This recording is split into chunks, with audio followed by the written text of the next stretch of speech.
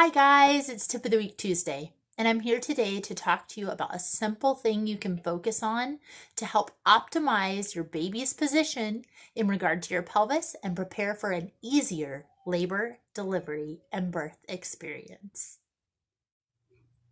Hi, I'm Hannah. I'm a registered nurse, certified doula, childbirth educator, and photographer. I own Great Expectations Childbirth and Doula Services, and I'm here to empower you to discover the strength and the beauty of childbirth. Welcome to Tip of the Week Tuesday. The main thing that baby has to navigate in order for birth to occur is our bony pelvis. This is a life-size model of a female pelvis, and as you can see, the baby's head has to go through the inlet, through the narrow mid part of the pelvis, and then come out through the outlet of the pelvis.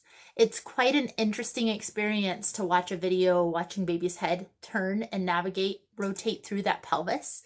It's really incredible to see. Unfortunately, here in the US and in a lot of developed countries, we're not doing our moms any favors when we are promoting poor posture, when we are promoting different relaxation positions on couches or in lounge chairs, slumped postures because of our cell phones, and just not keeping the pelvis inlet open. So this first diameter of the pelvis from the backbone to the tip of the pelvic brim here tends to be relatively narrow. And when a mom sits in a more relaxed posture, she's going to be back on her tailbone, which is going to push in the sacrum and the coccyx and cause this diameter to be even more narrow. So what's one thing that you can do in order to optimize your baby's position prior to labor and birth? It's simply to adjust your posture. So instead of leaning back when you're on your cell phone, when you're watching a movie, when you're sitting in your office chairs or at the dining room table, make sure that you sit up. Untuck your pelvis.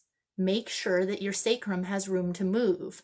And these two bones here are the bony prominences that are underneath your buttocks. You want to make sure that you are sitting on those. So rather than having a tucked pelvis with your abs pulled in nice and tight, relax your pelvis, sit forward on the edge of your chair, and make sure that the opening to your pelvic inlet is nice and wide.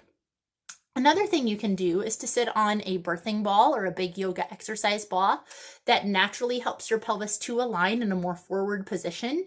Or if you cannot stand to sit on the edge of your chair or on the edge of your couch while you're watching a movie, sitting crisscross applesauce like our kindergartners do also adjust our pelvis into the proper position for baby to drop down into the inlet of the pelvis in an optimal position for an easier labor and birth.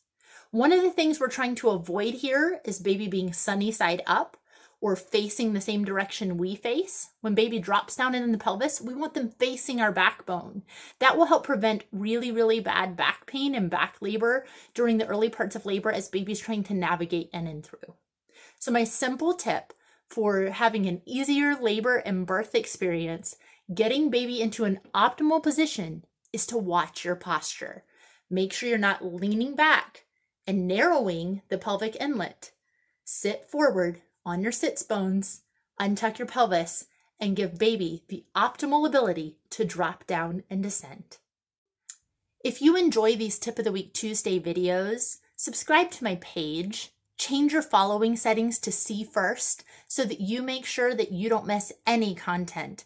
And please share these with anybody who might find them helpful. I hope you find this tip to help you have an easier and smoother labor and delivery.